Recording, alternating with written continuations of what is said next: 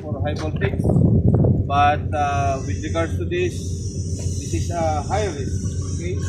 Especially for us because we are the first time here in the project.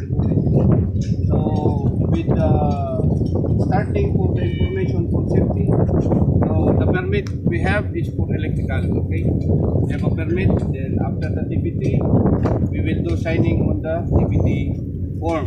Everybody, even the watchman, okay, you must sign on the DPT. First, with regards for the testing, you are most professional than us because you are a specialist here. But again, even though we are experienced guy and you are the professional, we don't be complacent. So don't be too much relaxed.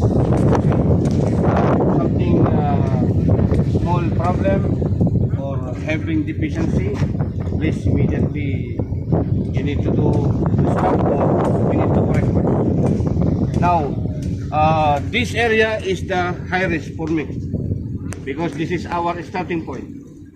And the last is the transformer. So now for all the watchmen, if you are there, okay, you need to ensure nobody will cross, nobody will come in. Okay, the safety with you, my safety, we have 6 safety. We will cover all the area. Nobody will enter, even mudir, even manager.